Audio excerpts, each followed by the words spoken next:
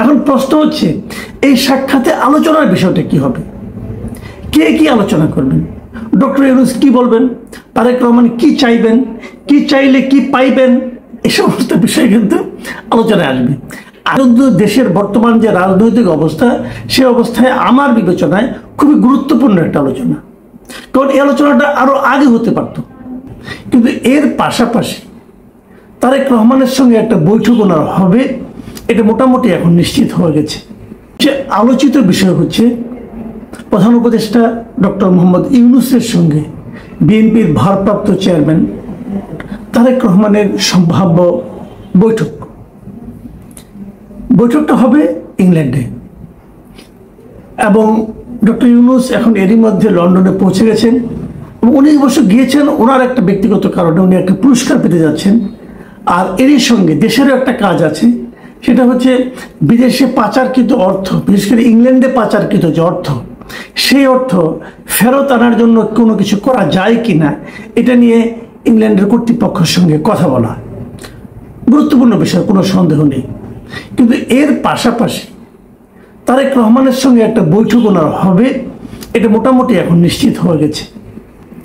বলা বাহুল্য এই বৈঠকটা খুব ইন্টারেস্টিং এই কারণে যে আমার কাছে মনে হয়েছে যে এই বৈঠকটার উদ্যোগ নিয়েছেন ডক্টর ইউনূস নিজে, মানে ডক্টর ইউনূসই বৈঠকের প্রস্তাবটা দিয়েছেন, এবং তারেক রহমান এবং বিএনপির পক্ষ থেকে সেই প্রস্তাবটা গ্রহণ করা হয়েছে। যতদূর জানা গেছে এ পর্যন্ত তারিখও মোটামুটি ঠিক, সেটা হলো 13 তারিখ। 13 তারিখ তারা উনি যে হোটেলে থাকবেন অথবা কোনো একটা হোটেলে ওনারা এই আলোচনাটা করবেন। এই যে দ্বিপাক্ষিক আলোচনা, এই আলোচনাটা কিন্তু দেশের বর্তমান যে রাজনৈতিক অবস্থা, সে অবস্থায় আমার বিবেচনায় খুবই গুরুত্বপূর্ণ একটা আলোচনা, কারণ এই আলোচনাটা আরো আগে হতে পারত। কিন্তু তারপরে হচ্ছে, এটা অবশ্যই একটা ইতিবাচক দিক।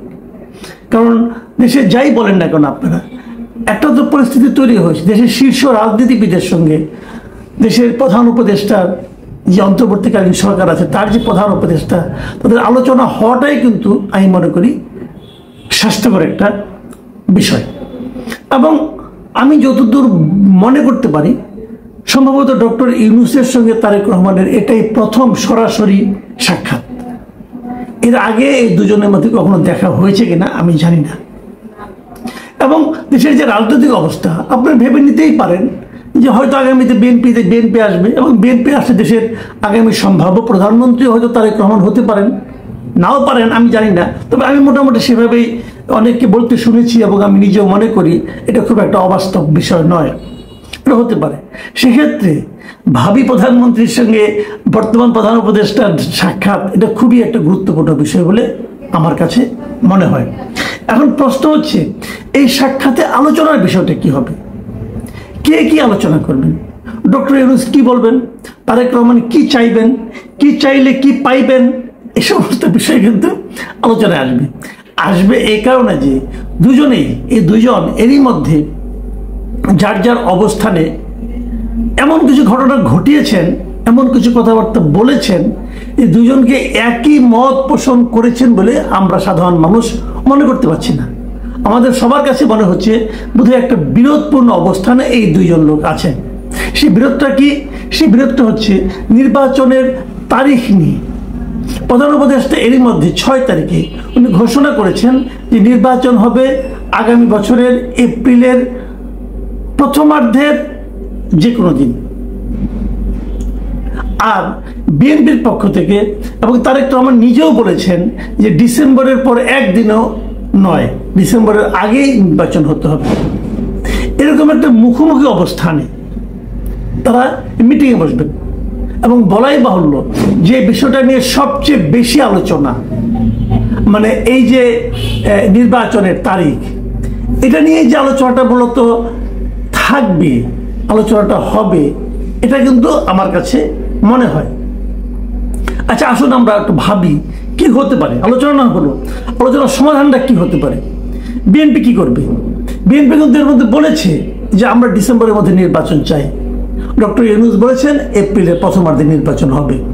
তাহলে এটার সমাধানটা কি? ডক্টর ইউনূস তারেক রহমানের সঙ্গে কথা বলার ইচ্ছা প্রকাশ করার মাধ্যমে এটুকু প্রমাণ করতে পেরেছেন যে উনি একটা আলোচনা চান। যদি আলোচনাই চান, তাহলে কিন্তু একটা অবধারিত প্রশ্ন চলে আসে এইভাবে যে আপনি এই আলোচনাটা বিরোধ সৃষ্টির আগে কেন চাইলেন না? আপনি 6 তারিখের তারিখটা ঘোষণা করলেন, না করতেন বলতেন যে আমি তারেক রহমানের সঙ্গে দেখা করব, দেখা করে এসে আমি তারিখটা ঘোষণা করি, কোনো প্রবলেম তো ছিল না, আলোচনা করে ঘোষণা করতেন। কিন্তু আগে যখন আপনি ঘোষণা করলেন তখন কিন্তু আপনি আপনার যে গোয়ার তুমিটা সেটা প্রকাশ করে ফেললেন।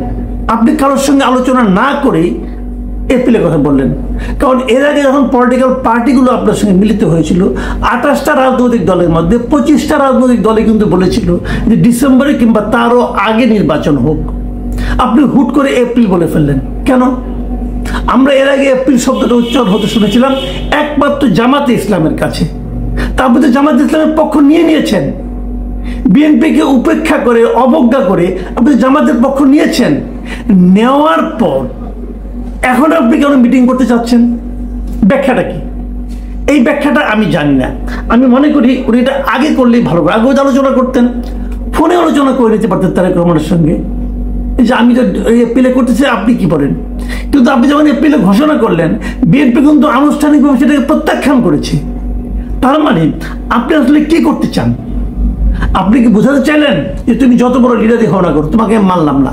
তো তাকে না মেনে আপনার লাভটা কি? দেশের ভবিষ্যৎ প্রধানমন্ত্রীকে আপনি না মানলেন, নিজের বাহাদুরি দেখালেন, আপনার লাভটা কি হলো? তো এই জিনিসটা কিন্তু আমি বুঝি না, উনি আসলে কেন কি করেন, আমার কাছে এটা ক্লিয়ার না। এখন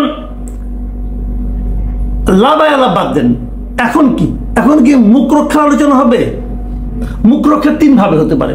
একভাবে হতে পারে ডক্টর ইউনূস বললেন যে আমি তো ওনাকে বলেছিলাম, উনি রাজি হলেন না, আমি কি করবো, আমি চেষ্টা করেছি, এতে ওনার মুখ রক্ষা হলো এবং একটা বিরোধপূর্ণ অবস্থান টিকেই থাকলো।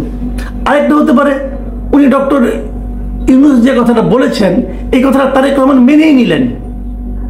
তারেক রহমান মানতে পারেন, ঠিক আছে আপনি যখন বলছেন আমি মেনে নিলাম, আমি এই এপ্রিলে ইলেকশন করব।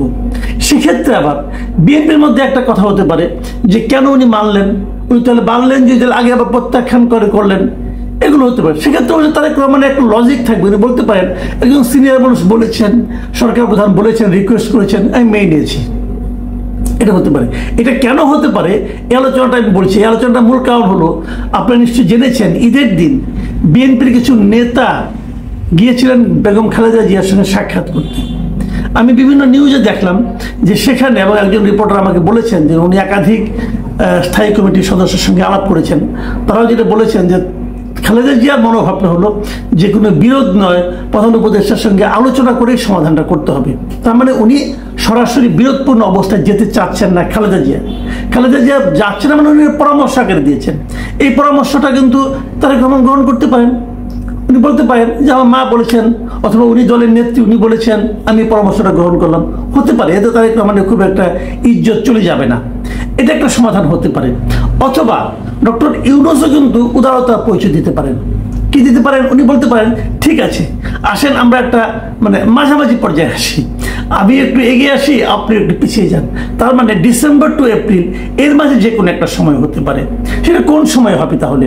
আমি আগেও একটা অনুষ্ঠানে বলেছিলাম যে মাঝখানে এই সময়গুলো কিভাবে ঝামেলা করছে। ফেব্রুয়ারি মাসে রোজা শুরু হবে, ফেব্রুয়ারির পর মার্চ মাসে এসএসসি পরীক্ষা শুরু হবে, তারপরে এইচএসসি পরীক্ষা আছে। কাজে এপ্রিল কিন্তু খুব সুবিধাজনক সময় না, খুবই একটা আপত্তিকর সময় আমার বিবেচনায়। জানুয়ারিটা হতে পারে। তাহলে কি আমরা মাঝামাঝি পর্যায়ে আসবো? হতে পারে, আমি জানি না। তবে যে জিনিসটা আমি বলবো, সবচেয়ে ভালো হয় যদি উভয় পক্ষে কিছুটা ছাড় দেয়।